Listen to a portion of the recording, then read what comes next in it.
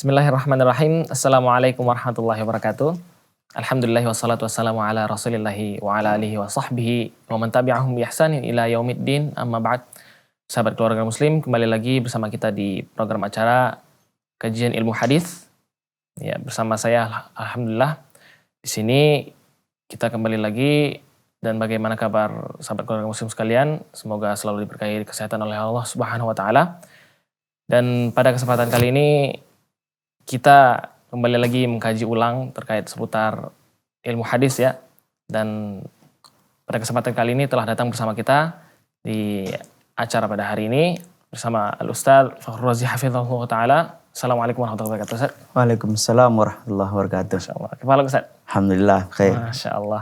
Wa antum kaifa halukum? Alhamdulillah bikhair Ustaz. Masya Allah. Damin Ustaz. Syukran. Ya Ustaz.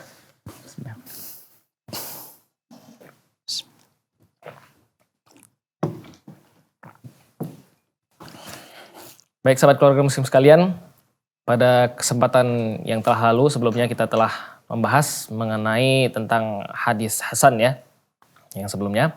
Dan pada kesempatan kali ini kita akan melanjutkan pembahasan kita terkait seputar hadis dhaif ya, bersama Al-Ustaz Fakhrul Razi hafizahullah ta'ala yang akan menjelaskan tentang ta'rifnya, pengertiannya, serta klasifikasinya, serta contoh dari buku-bukunya ya, buku-buku dari hadis-hadis dhaif seperti apa gitu.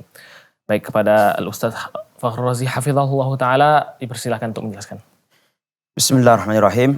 Assalamualaikum warahmatullahi wabarakatuh. Alhamdulillahirabbil alamin.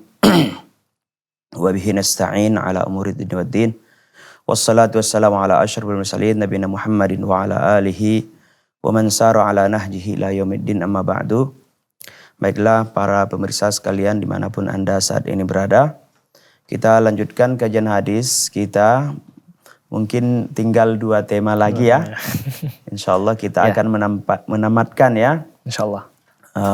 Sampai finishing, mudah-mudahan teman-teman sekalian masih betah bersama kita. Amin, kajian ilmu hadis insyaallah. Walaupun cuma tinggal dua lagi insyaallah, dua judul lagi yang berkaitan dengan hadis ditinjau dari segi kualitasnya. Kemarin kita sudah mengupas tentang apa itu hadis sahih. Kemudian berikutnya ada juga hadis hasan ya. Sudah kita kupas secara panjang lebar walaupun mungkin sana sini terdapat berbagai kekurangan dan butuh penyempurnaan. Ya. Tetapi apa yang sudah dijelaskan mudah-mudahan menjadi bahan untuk bisa dikembangkan. Amin, untuk menambah wawasan. Amin. Keilmuan kita bersama. Semoga menjadi berkah. Khususnya yang berkaitan dengan ilmu hadis. Ya. Baiklah, adapun untuk hari insyaallah kita akan membahas tentang apa itu hadis dhaif. Kalau yang kemarin itu hadis sahih dan hasan, hadis sahih dan hasan ini masuk kepada bagian hadis yang makbul, hadis yang diterima dan dapat diamalkan, dijadikan sebagai sumber akidah dan juga sebagai sumber hukum syariat Islam. Baik. Adapun 2 bagian terakhir ini, maka ini termasuk bagian kepada hadis yang mardud ya. Tidak bisa diamalkan ya, apalagi nanti kita masuk kepada pembahasan yang spesifik, yaitu yang berkaitan dengan hadis dhaif jiddan dan juga hadis maudhu ataupun hadis palsu. Baiklah, maka mungkin kita akan mulai saja, yaitu apa yang dimaksud dengan hadis dhaif. Ya. Hadis dhaif secara definisi sebagaimana dikatakan oleh para ulama, ma faqada syartan min syuruti al-hadis as-sahih wal hasan. Hadis sahih hadis dhaif ialah hadis yang luput darinya salah satu syarat daripada syarat hadis sahih dan hasan. Jika hadis itu tidak memenuhi syarat atau kriteria hadis sahih dan hasan, maka hadis itu dikatakan dengan hadis yang dhaif. hadis yang dhaif. Baik. Kita ketahui bahwa hadis sahih dan hadis hasan itu syaratnya ada 3. Yang pertama adalah ittisalus sanad. Iya. Yang kedua thiqatu jami'ir ruwat, sikohnya seluruh rawi. Kemudian adamu wujudil illah. Adamul illah, tidak memiliki unsur cacat, ya. Kemarin kita sebutkan bahwa syudzuz itu bagian daripada cacat. Jadi ulama terdahulu membuat syadz itu bagian daripada membagi illat itu kepada illat itu sendiri, kemudian syadz itu juga bagian daripada illah. Jadi dibelah 2. Baik. Ya, dibagi 2 tentang illat hadis ini. Cuman belakangan ini diperhatikan bahwa ternyata syadz itu juga termasuk bagian daripada illat hadis. Sehingga untuk menjelaskan persyaratan atau kriteria kesahihan hadis itu menurut ulama belakangan itu adalah cukup dengan 3 syarat saja. Yang pertama tadi ittisalus sanad, bersambungnya seluruh sanadnya bersambung-sambung. Kemudian thiqatu jami'ir ruwat, sikohnya terpercayanya seluruh rawi yang terlibat dalam sanad. Kemudian adamu al-illah, ya, hadis itu terbebas daripada unsur cacat. Ya. Jadi jika suatu hadis, ya, luput darinya salah satu syarat sahih atau salah satu syarat hadis hasan, maka dia turun kepada derajat dhaif. Itulah dia pengertian daripada hadis dhaif. Masya Allah. Kemudian secara barangkali ada yang perlu ditanyakan mengenai pengertian? Sudah dipahami sepertinya, Ustaz, ya. Masya Allah, barakallahu fiik. Masya Allah. Jadi kita harapkan juga para pemirsa di rumah sudah mengerti apa yang disebut dengan hadis dhaif. Ma faqada syarton min syuruti al haditsis sahih wal hasan. Ya. Hadis yang luput darinya salah satu ya, cukup satu atau lebih, boleh juga lebih, salah satu syarat daripada syarat hadis sahih atau syarat hadis hasan. Dan itu luput darinya salah satu, ya, syarat sahih dan hasan. Boleh juga lebih dari satu. Misalnya selain sanadnya terputus, rawinya juga bermasalah. Atau bisa jadi sanadnya putus, rawinya tidak sikoh, kemudian juga mengandung unsur cacat. Ya. Jadi bisa saja suatu hadis itu memiliki beberapa kelemahan, baik dari segi sanadnya maupun segi rawinya maupun dari unsur kecacatannya. Jadi bisa saja, tapi yang syarat minimal itu satu. Apabila kurang satu saja sudah turun kepada hadis dhaif. Itulah dia pengertian daripada hadis dhaif. Baik, semoga para pemirsa sekalian, sahabat keluarga muslim sekalian dapat mengerti ya tentang pembahasan pengertian dari ta'rif hadis dhaif ya. Itu kurangnya apabila ada suatu kriteria dari hadis sahih atau hadis hasan, ya maka minimal satu saja itu sudah dikatakan sebagai hadis dhaif ya, Ustaz, ya. Baik, ya. Baik, selanjutnya kita dengarkan kembali penjelasan dari Al-Ustaz terkait dengan hadis dhaif. Ya, baik. Adapun secara pembagian hadis dhaif ini ada terbagi 2, dilihat dari 2 tinjauan ya. Ada tinjauan yang pertama itu dilihat daripada faktor kedhaifan. Dan yang kedua tingkat kedhaifan. Jadi dilihat dari faktor kedhaifan suatu hadis, itu hadis dhaif terbagi, dilihat dari faktornya, faktor kedhaifan hadis itu ada 3.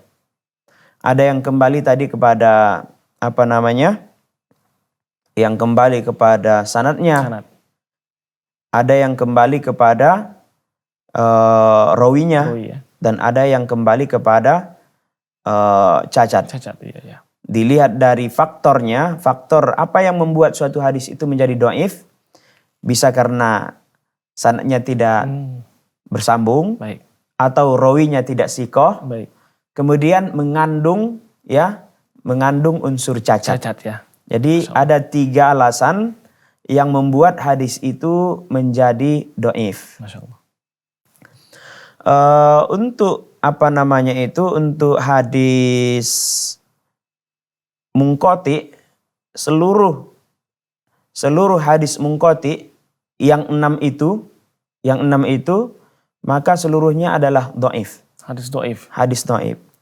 Mulai dari mursal, ya, kemudian dari muallaq, kemudian hadis munqati, kemudian hadis mu'dal, juga hadis mudallas, dan mursal khafi. Masya Allah. Jadi 6 jenis ini termasuk dhaif karena tidak bersambung sanadnya. Kalau hadis mursal kemarin pas kita menjelaskan tentang sanad itu ya tentang sanad.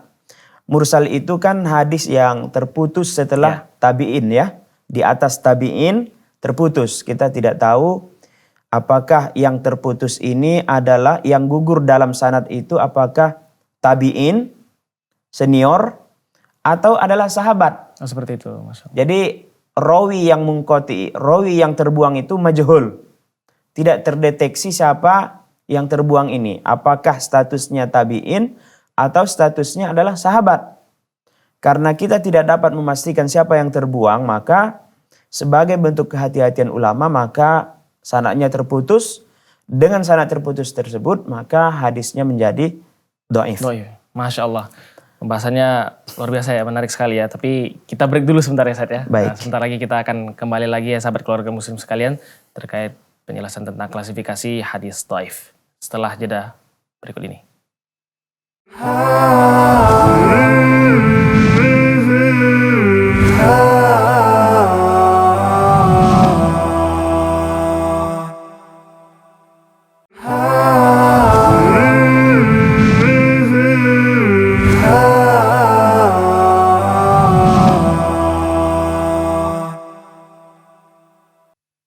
Sahabat keluarga muslim sekalian yang dirahmati Allah Subhanahu wa taala, kita lanjutkan kembali di program kita di kajian ilmu hadis. Tadi kita telah mendengarkan penjelasan dari Ustadz terkait dengan klasifikasi hadis dhaif, dan tadi kita telah mendengarkan penjelasan dari Ustadz bahwasanya termasuk dari hadis munqati, mursal, dan hadis khafi, dan setelahnya itu termasuk hadis dhaif ya Ustadz ya. Iya. Baik. Kemudian kita akan mendengarkan kembali penjelasan dari Ustadz. Kita melanjutkan kembali penjelasannya terkait dengan hadis dhaif. Dan kepada Ustadz, tafadhol, silakan dijelaskan Ustadz. Baik, jadi tadi sudah kita sebutkan sekilas mengenai klasifikasi atau pembagian hadis dhaif. Hadis dhaif dibagi dari segi faktornya terbagi 3. Bisa karena sanadnya, bisa juga karena rawinya, bisa juga karena unsur ada cacatnya. Dan bisa juga ditinjau dari tinjauan lain, dari segi tingkatnya, tingkat kedhaifannya. Ya, itu nanti insya Allah akan kita bahas ya. Yang pertama dulu, kita akan lihat dari segi faktor kedhaifannya. Kalau dilihat dari keterputusan sanad, tadi sudah disebutkan ada hadis mursal, ada muallaq, ada mu'dal, ada munqati. Kemudian juga ada ada mudallas, ada mursal khafi. Ya, itu semua sudah kita bahas pada pertemuan-pertemuan yang lalu ya. Tatkala kita membahas tentang hadis ditinjau dari segi sanadnya. Ada sanad yang munqati, ada sanad yang muttasil. Ya. Ada munqati, ada yang muttasil, ada muttasil, ada munqati. Di sana sudah kita jelaskan bahwa segala jenis keterputusan sanad itu masuk kategori hadis yang dhaif. Ya. Walaupun sebagian ulama mengatakan bahwa untuk hadis mu'dal itu tingkat kedhaifannya ada yang mengatakan itu dhaif jiddan. Oleh karena di dalam sanad itu ada dua rawi yang terputus, terbuang. Ya. Bisa jadi lebih juga dari dua orang rawi. Alasan ulama mengatakan memasukkan hadis mu'dhal ini kepada hadis yang dhaif jiddan oleh karena terkumpul padanya dua sebab keterputusan sanad. Cuman sebabnya satu cuman berulang yaitu ya, adanya dua rawi yang terbuang. Sebenarnya satu rawi saja itu sudah membuat hadis itu dhaif, apalagi lah dua orang rawi. Ya. Dua orang rawi ini ya artinya secara sanad dua bolongnya. Dua bolongnya tentunya itu makin memperparah kedhaifan hadis itu. Karena masalah cacat itu ya. Karena cacatnya karena terputus sanadnya dua mata rantai ya, dua orang rawi. Kemudian itu yang berkaitan dengan faktor kelemahan hadis, faktor kedhaifan hadis dari segi keterputusan sanadnya. Ada 6. Ada 6 sebab, ada 6 jenis hadis yang dhaif gara-gara keterputusan sanadnya. Kemudian berikutnya adalah adamu thiqati jami'ir ruwat. Tidak sikohnya seluruh rawi. Dikatakan definisi sahih itu sikotu jami'ir ruwat. Semua rawinya harus sikoh. Sedangkan bila mana salah satu rawi saja tidak sikoh maka akan dhaiflah hadis itu. Kemudian faktor ketidaksikohan orang tersebut bisa ada dua, ya, dilihat dari dua tinjauan. Bisa dilihat dari segi keadilannya, ya, bisa juga dilihat dari segi kedobitannya. Ya. Jadi faktor yang membuat rawi itu tidak sikoh itu ada faktor keadilan, ya, keadilannya bermasalah. Ya. Keadilan berarti keberagamaan seseorang, keistiqomahan seseorang, ketakwaan seseorang. Ada juga yang berkaitan dengan tingkat kedobitannya. Kedobitannya bermasalah, hafalannya bermasalah.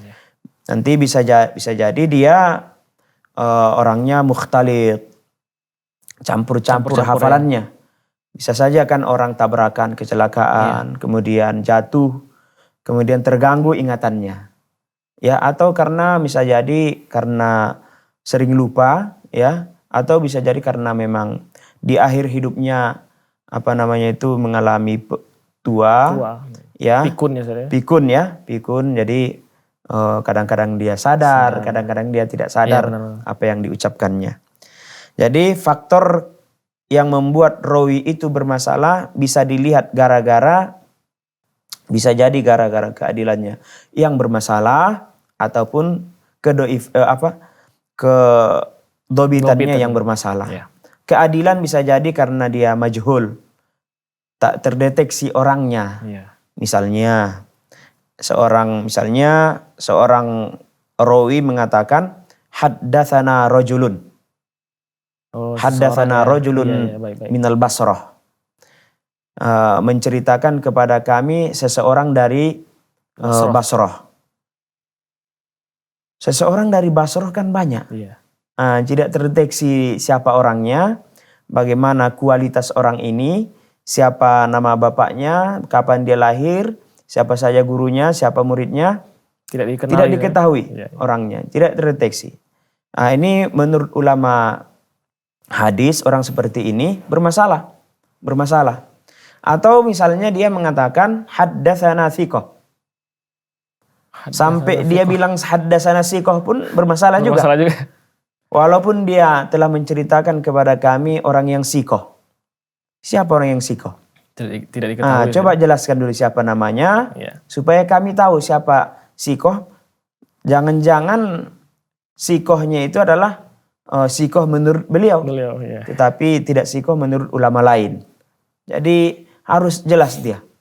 Jadi jangan bermasalah dari segi keadilan. Dari segi kedaiban juga jangan bermasalah. Misalnya hadisnya tidak mu'ana'an. Atau rawinya tidak disifati dengan sifat tadlis. Atau tidak disifati dengan sifat sayyi'ul hibdi. Buruk hafalannya. Bercampur-campur hafalannya. Atau orangnya kathirul akhta. Banyak salah ya. Banyak kesalahan dalam riwayatnya.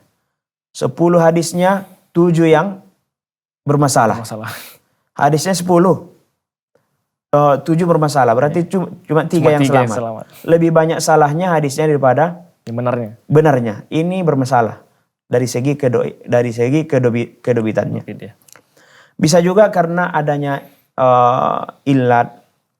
Illat itu bisa saja ketukar-tukar ketukar-tukar matannya, aturan matan ini untuk sanad yang ini. Atau misalnya matannya sendiri ketukar-tukar. Aturan di pangkal taruhnya di ujung, aturan di ujung taruhnya di pangkal, aturannya di tengah ditaruhnya digeser-geser. Atau kalimatnya itu bertukar-tukar. Diubah-ubah ya. Berubah-berubah. Yang menunjukkan di sana ada cacat.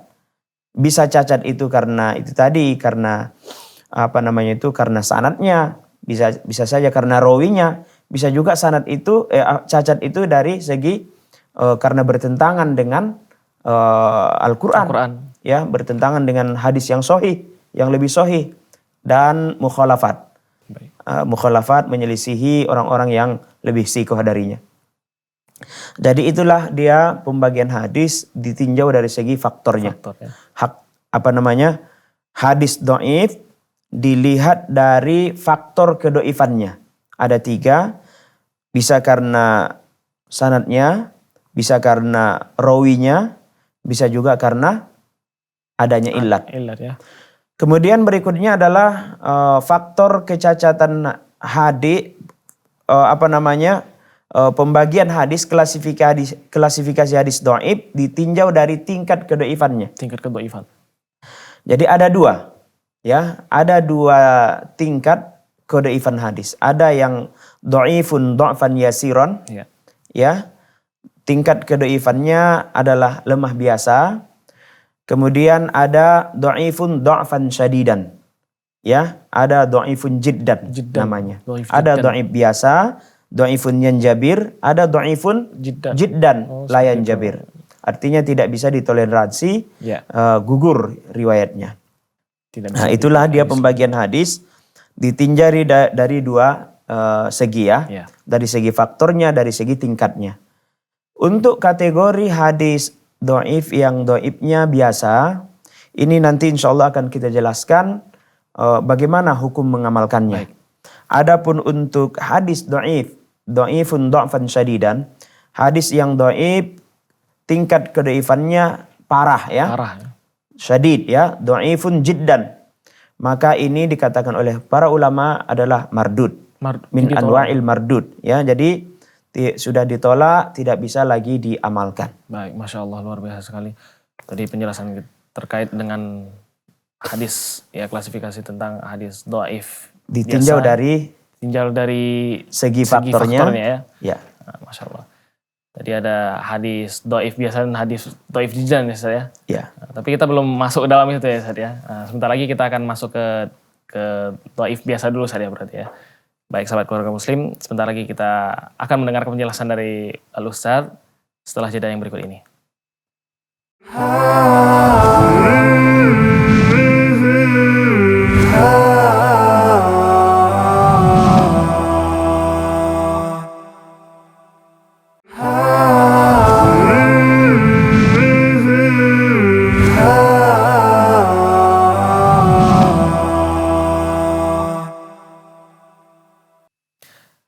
Alhamdulillah sahabat keluarga muslim sekalian, kita telah memasuki sesi ketiga ya di sini ya. Kita tadi telah mendengarkan penjelasan dari Ustadz terkait dengan tingkatan hadis dhaif ya. Tadi di tingkatan hadis dhaif ada 2 ya, yaitu hadis dhaif biasa, satu lagi ada dhaif yang parah ya, atau kita bilang dhaif jiddan gitu, yang parah banget, dhaif syadid gitu. Kemudian kita akan mendengarkan penjelasan dari Al-Ustadz terlebih dahulu sebelum kita mendengarkan tentang bagaimana hukum penggunaan hadis dhaif biasa. Kita akan mendengarkan dulu penjelasan dari Ustadz terkait dengan jenis-jenis dari hadis dhaif jiddan ya, atau apakah ada ini Ustaz, istilah lain ya Ustaz ya? Nah, gitu. Baik, kepada Ustaz Fakhrul Razi hafizahullah, silakan. Baik. Jadi tadi kita sudah jelaskan klasifikasi hadis dilihat daripada dua segi ya, dari segi faktornya, dari segi tingkatnya. Kemudian kita jelaskan dari segi tingkat kedhaifannya ada dua. Ada dhaif biasa dan ada dhaif yang tingkat parah ya. Tidak bisa lagi diterima. Banget gitu saya. Ya, jiddan ya. Jiddan dalam bahasa Arabnya jiddan namanya. Lemah banget. Lemah sekali. Lemah sekali. Untuk yang dhaif biasa ini, jika ditemukan hadis pendukung, ya artinya ada dhaifun yanjabir ini, dhaif biasa ini biasa juga disebut dengan dhaifun yanjabir ya. Artinya bisa ibarat ban masih bisa ditambal. Oh iya, Ya bocornya bocor biasa ya, gitu biasa masih bisa ditambal. Dhaif yanjabir ini masih bisa diperkuat, naik lagi menjadi hasan li ghairihi ya. Apabila memiliki pendukung, dan pendukungnya bisa jadi adalah hadis yang lemah biasa juga seperti dia, atau juga hadis hasan, atau hadis yang sahih. Jadi kita punya hadis dhaif, yang kita pegang ini hadisnya dhaif. Kemudian tetapi hadis dhaif ini tidak sendiri dia. Iya. Ada riwayat pendukung dari jalur lain yang sama-sama dhaif. Ya. Maka ketika digabungkan antara hadis dhaif biasa dengan dhaif biasa, maka jadi dia menjadi hasan li ghairihi.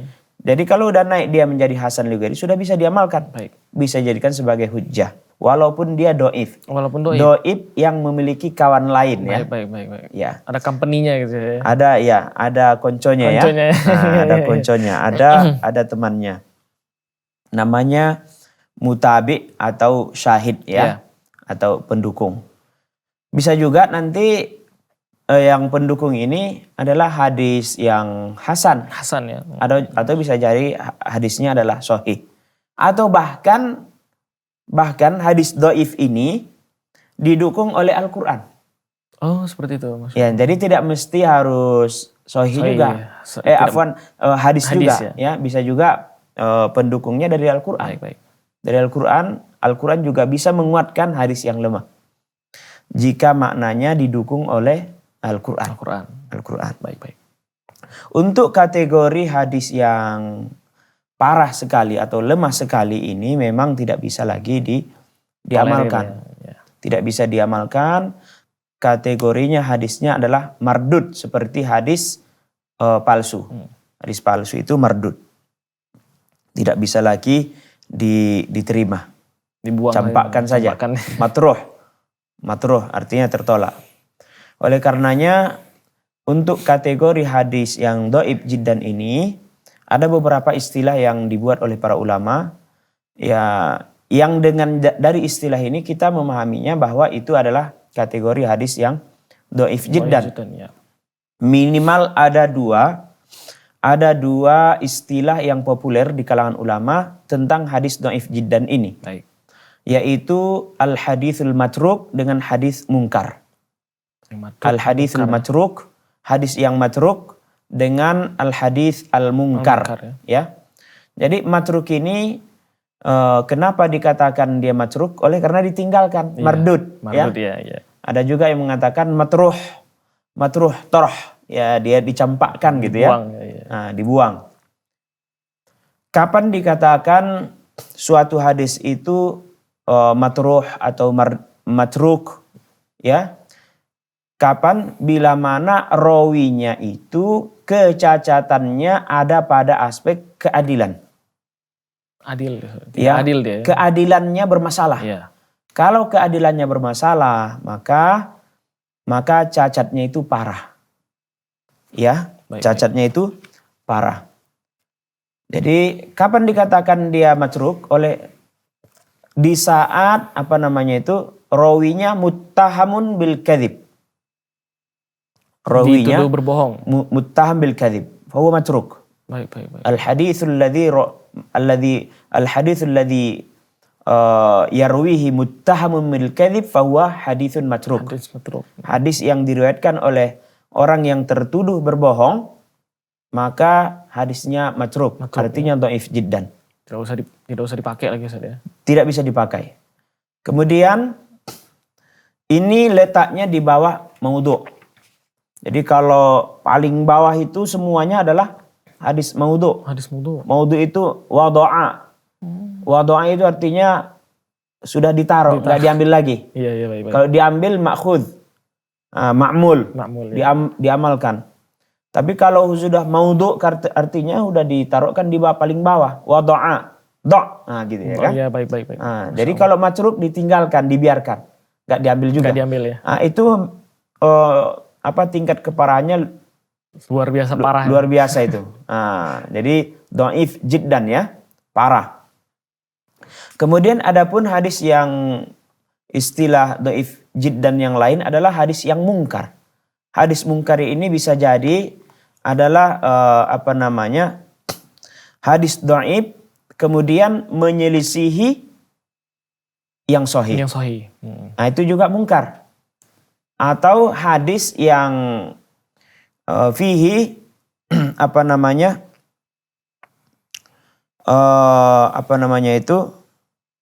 al-dhaif idza arada hadisan sahihan fahuwa munkarun. Hadis dhaif bila mana bertentangan dengan hadis sahih, maka dia akan mungkar. Ya. Atau bisa jadi karena fihi rawin fahisul ghalab. Atau terdapat dalam sanadnya seseorang yang rawinya itu melakukan kesalahan yang fatal. Kesalahan fatal. Dia kalau meriwayatkan hadis banyak salahnya. Lebih banyak salahnya daripada benarnya. Seperti yang kita sebutkan tadi. Iya.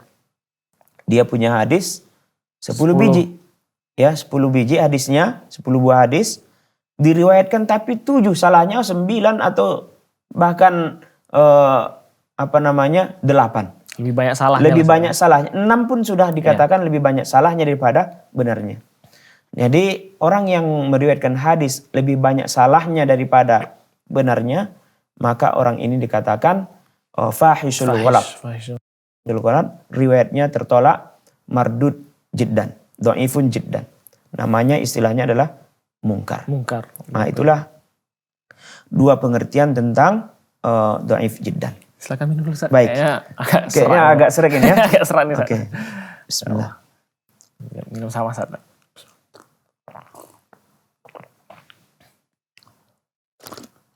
Berarti tertolak banget dia Ustaz ya. Tolak sekali dia Ustaz ya. Iya. Nggak dipakai lagi gitu Ustaz ya. Iya. Jadi ibarat orang la yurja buruhu. Artinya kalau luka itu jatuh di jalan raya, artinya udah parah lah lukanya itu. Parah. Ya, artinya tidak bisa diharapkan lagi kesembuhannya. Udah susah gitu. Ibarat orang sakit, nggak bisa lagi diharapkan. Dibawa pun ke rumah sakit, nggak percaya lagi kita selamat ya, tak tertolong lagi.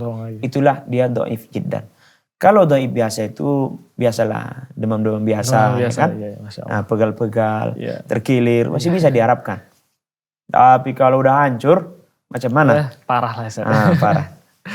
Nah, itu yang berkaitan dengan hadis ditinjau dari tingkat kedhaifannya itu ada yang parah sekali, yaitu hadis yang dhaif jiddan, ada juga istilahnya matruk, ada juga istilahnya mardud.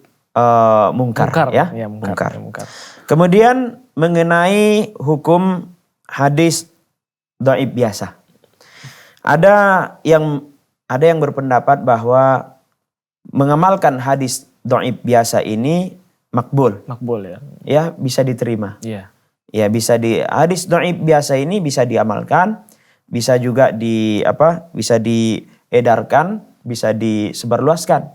Ada yang berpendapat demikian. Seperti itu. Cuman pendapat ini sebelum populer istilah hadis hasan. Ya. Sebelum populer istilah hadis maudhu dan yang lain. Yang lain. Jadi dulu itu pembagian hadis itu cuma dua. Hadis sahih dan do'if. Do'if, seperti itu. Hadis sahih dan do'if. Tidak. Jadi do'if itu dulu itu masuk kategori hasan pun termasuk do'if. Ya, hasan termasuk do'if. Dulu ya. Cuman belakangan ini do'if itu sudah masuk kepada yang tertolak. Baik, luar biasa. Kayak menarik kali nih saat ini. Ini tadi penjelasan tentang ternyata sebelum populer nama-nama hadis hasan maudhu itu berarti dua dulu pembagiannya Ustaz. Iya, cuma dua, hadis sahih dan dhaif. Masya Allah. Ini nampaknya kita akan lanjutkan setelah jeda berikut ini ya, sahabat keluarga muslim, jangan kemana-mana, tetap di pengantar kajian ilmu hadis di Salam Televisi.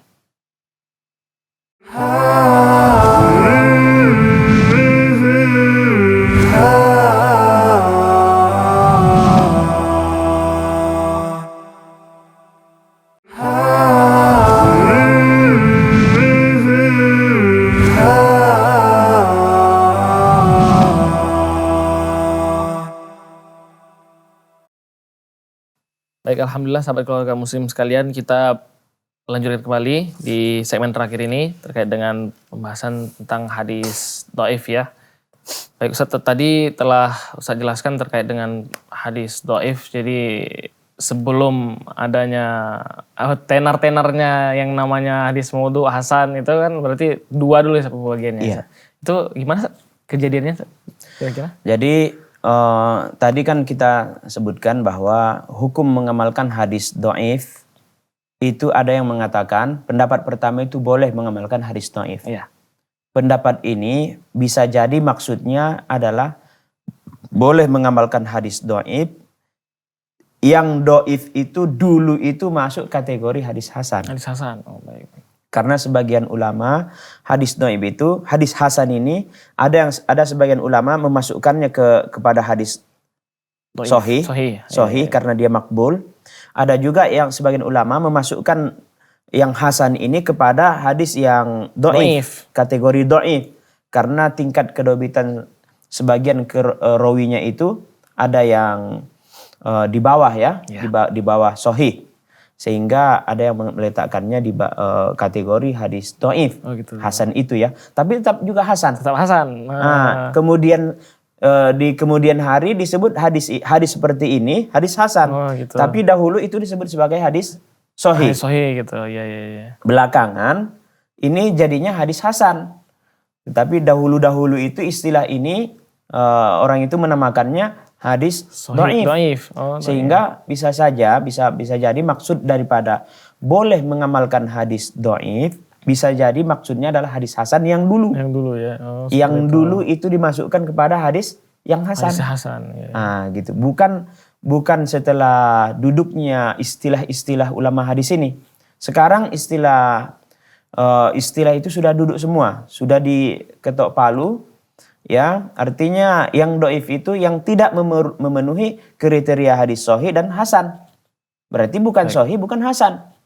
Nah, jadi kalau rawinya tidak sanadnya tidak bersambung, rawinya bermasalah, kemudian ada unsur cacat, berarti dia dhaif. Dhaif. Ya.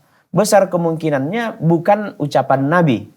Nah, jadi tidak mungkin tidak mungkin diamalkan. Tetapi pendapat yang mengatakan bahwa boleh mengamalkan hadis dhaif ini bisa jadi maksud mereka itu adalah yang dulunya itu adalah masuk kepada hasan. Oh, yang dulu masuk kepada hasan. Kepada hasan ya, mahmulun ala al-qaul bi anna ad-dhaif sabiqan huwa al-hadits hasan al-an. Ya. Nah, jadi bisa jadi demikian. Karena detail, makin lama makin detail ya. Makin lama makin duduk dia istilah itu. Jadi pembagian klasifikasi hadis itu dari segi kualitasnya sudah duduk sekarang ini. Ya. Ada sahih, hasan, kemudian dhaif dan palsu. Iya. Nah, kalau dulu itu cuma dua. Ya. Sahih dan dhaif. Nah, dhaif itu dulu, hasan itu masuk ke dhaif. Nah, gitu dia. Baik. Oleh karena sebagian rawinya ada yang tingkat kedobitannya di bawah sahih. Di bawah sahih ya. Baik. Nah, itu pendapat pertama. Pendapat yang mengatakan bahwa boleh mengamalkan hadis dhaif. Baik. Dengan anggapan bahwa hadis dhaif itu dulu adalah hadis hasan. Hadis hasan. Nah, sebelum Seperti muncul itu. istilah-istilah yang sekarang ini. Kemudian pendapat yang kedua adalah itu ialah bahwa hadis dhaif itu mardudun. Hadis dhaif itu mardud, Tertolak. Ya. tertolak, mardud. Tidak bisa diamalkan. Kenapa? Karena bagaimana mungkin kita mengamalkannya sementara besar kemungkinan itu bukan ucapan Nabi. Iya benar juga. Bagaimana mungkin kita mengamalkan hadis Nabi yang sebenarnya bukan hadis Bukan Nabi? hadis Nabi. Sebenarnya bukan hadis Nabi. Jadi paling cuma 5% itu kemungkinan itu hanya bersumber dari Nabi. Bersumber dari Nabi. 5%. 95% lagi berarti bukan hadis Nabi. Bukan hadis Nabi. Sehingga besar kemungkinan itu adalah bukan hadis Nabi. Dari hadis dhaif ya Ustaz ya. Ya, dhaif itu tidak bersumber dari Nabi. Bersumber dari Nabi. Tidak bersumber dari Nabi. Cuman tidak bisa dipastikan. Karena masih ada sedikit kemungkinan walaupun dia dhaif, tetapi tidak semuanya orang dhaif itu juga pembohong. Iya. Tidak semua yang sanadnya terputus sebenarnya terputus. Nah, ada kemungkinan bisa jadi bersambung. Cuman dari segi kehati-hatian kita menolak hadisnya. Iya benar juga. Nah, jadi pendapat kedua adalah pendapat yang mengatakan bahwa hadis dhaif itu mardud. Jadi lawan dari yang pertama. Lawan yang pertama ya. Lawan yang pertama, bertolak belakang. Kemudian yang ketiga adalah boleh mengamalkan hadis dhaif dengan beberapa syarat. Apa aja itu Ustaz? Jadi ada pendapat ketiga ini ya masih dikasih toleransi. Iya. Ada toleransi, ada kelonggaran mengamalkan hadis dhaif, tetapi dengan beberapa syarat. Di antaranya adalah satu, tingkat kedhaifannya tidak parah. Berarti dhaif biasa. Dhaif biasa. Dhaif biasa. Kemudian tidak diyakini itu bersumber dari Nabi. Tidak diyakini itu hadis Nabi. Jangan sampai ada keyakinan kita ini dalam rangka mengamalkan hadis Nabi nih. Baik. Tidak boleh. Nggak boleh ya Ustaz ya. Kalau ada keyakinan kita itu bersumber dari hadis dari Nabi, tidak boleh kita amalkan. Oh seperti itu. Kemudian yang berikutnya adalah berkaitan dengan fadhail a'mal. Berhubungan dengan keutamaan amal, fadilah amal. Kemudian berhubungan dengan pahala, ya. Berhubungan dengan berpahala kalau dikerjakan. Kemudian lebih bagus ditinggalkan dan seterusnya. Ada ancaman-ancaman di situ. Ancaman-ancamannya. Kemudian yang terakhir, hadis tersebut dilindungi oleh syariat yang umum. Ada asalnya. Iya. Ada asal yang walaupun asal tersebut adalah bersifat umum. Jadi ada misalnya Al-Quran yang melindungi dia atau yang memayungi dia. Seperti misalnya keutamaan berzikir. Sedangkan di dalam Al-Quran itu adalah ada anjuran untuk banyak-banyak berzikir kan. Ya. Jadi bila mana ada suatu hadis yang dhaif ya, berada di bawah hadis yang umum ya, hadis yang umum yang sahih, maka mengamalkan hadis dhaif ini boleh karena dilindungi oleh hadis yang sahih dan bersifat umum. Ya. Atau ayat Al-Quran yang bersifat umum, sedangkan hadis ini masuk di bawahnya. Baik. Jadi itulah 4 syarat mengamalkan hadis dhaif. Tetapi sebenarnya kalau ditinjau dari segi persyaratan yang ini, yang pertama ya sepertinya tidak terrealisasi nih syarat ini. Iya.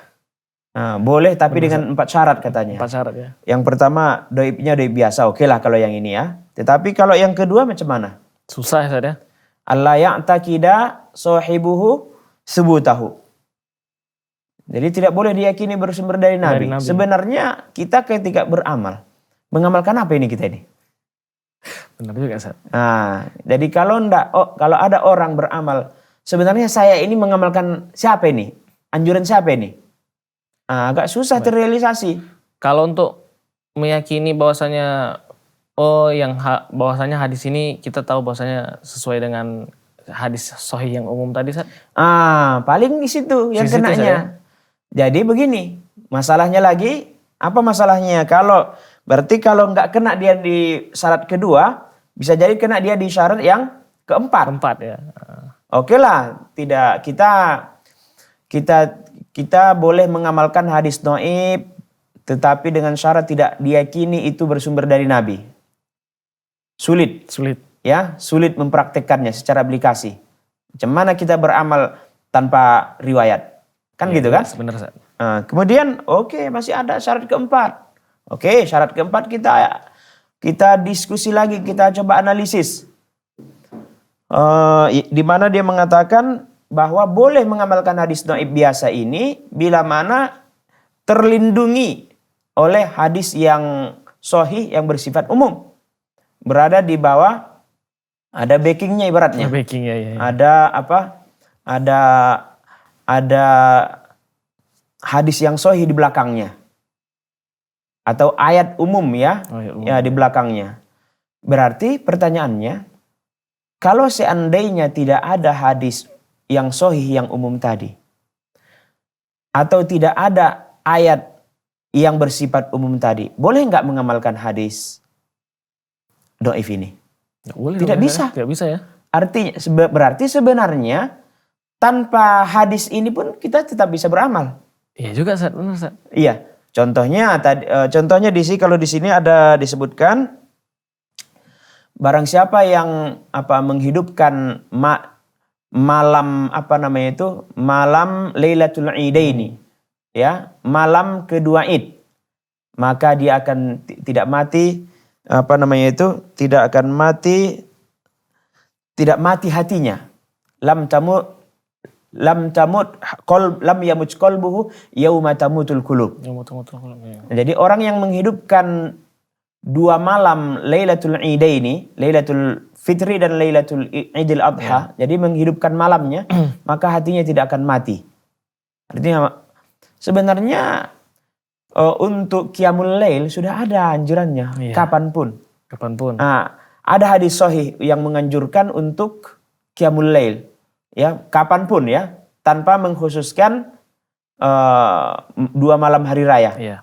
Ya, malamnya besok raya, malamnya ini. Tanpa hadis yang ini pun kita tetap dianjurkan untuk Qiyamul Lail. Iya, benar, Ustaz. Jadi sebenarnya kita tanpa hadis yang ini pun kita bisa mengamalkan hadis yang sana. Sudah ada yang lebih sahih. Jadi sebenarnya bolehnya kita mengamalkan yang ini gara-gara ada dilindungi oleh hadis yang tadi, yang sahih tadi, atau ayat yang bersifat umum tadi. Oleh karenanya sebenarnya mengamalkan hadis dhaif ini tidak boleh. Tidak boleh sama sekali. Kalau dilihat dari ini. Dari itu ya. Buktinya apa? Kalau tidak ada hadis yang umum, tidak ada hadis sahih yang umum, atau tidak ada ayat Quran yang melindungi hadis sahih ini, maka tidak boleh juga mengamalkan hadis dhaif. Oleh karenanya pada dasarnya kalau ada orang mengamalkan hadis dhaif itu gara-gara dilindungi oleh ayat umum ataupun hadis sahih yang bersifat umum tadi. Jadi pada intinya kita lebih cenderung kepada pendapat yang mengatakan bahwa apa hukum mengamalkan hadis dhaif? Mengamalkan hadis dhaif sebenarnya tidak boleh. Oleh karena persyaratannya ketat. Kalaupun kena kita di sebagian persyaratan sebenarnya karena ada hadis umum yang melindunginya. Ataupun ayat umum yang melindunginya. Demikian. Oleh karena hadis dhaif itu masuk ke kategori hadis yang mardud sebagaimana pendapat yang kedua. Sebagaimana pendapat yang kedua? Pendapat kedua tadi kan menolak, tidak banyak alasan ya. Tanpa, udahlah, langsung tertolak. Berbeda di pendapat yang pertama, terima. Tetapi pendapat yang pertama tadi apa? Diterima karena dulu pembagian hadis itu hanya sahih dan dhaif. Dan hasan masuk ke dalam dhaif. Ya. Masya Allah. Nah, jadi oleh karenanya kalaupun dulu ada ulama yang membolehkan mengamalkan hadis dhaif, itu besar kemungkinan yang dimaksud dengan mengamalkan hadis dhaif di situ adalah mengamalkan hadis hasan. Baik. Bukan doib yang seperti Bukan yang doib sekarang. seperti sekarang ya. Iya, demikian. Masya Allah, nampaknya sahabat keluarga muslim sekalian, kita telah berada di penghujung acara ya, sudah akhir. Jadi dapat disimpulkan bahwasanya ya seperti yang kita ketahui bahwasanya hadis doif itu ya walaupun dia tingkatannya ada hadis doif biasa, ada hadis doif jiddan, mau ditanya tentang hukum penggunaannya, lebih baik kita tinggalkan saja ya. Iya, masih banyak hadis-hadis. Koleksi Sahih Bukhari. Sahih Bukhari. Koleksi hadis Sahih Muslim ya. Banyak sekali koleksi hadis yang sahih saja tak bisa kita amalkan. Iya, susah kita amalkan. Ngapain lagi kita menggunakan hadis yang doif. Ataupun menyebar lebih bagus kita mempopulerkan hadis-hadis yang sahih, mempromosikan, mengedarkan hadis-hadis yang sahih. Yang jelas-jelas itu sahih. Kemudian mungkin satu lagi ya. Baik. Tentang sedikit saja sebelum kita masuk kepada kesimpulan, macam mana? Sepertinya sudah di penghujung acara, Ustaz. Baik. Atau Ustaz jelaskan sedikit saja, Ustaz. Mengenai sumber hadis dhaif ya, ada dua. Barangkali para pemirsa dimanapun Anda saat ini berada, ada referensi tentang hadis dhaif. Belum sempat kita jelaskan contoh-contoh hadis dhaif ya. Mungkin bisa nanti dilihat di kitab contohnya kitab Al-Ilal karya Al-Imam Daruqutni, kemudian Ad-Du'afa karya Imam Ibnu Hibban. Jadi dua kitab ini termasuk koleksi hadis-hadis yang dhaif. Ya, kumpulan hadis-hadis dhaif.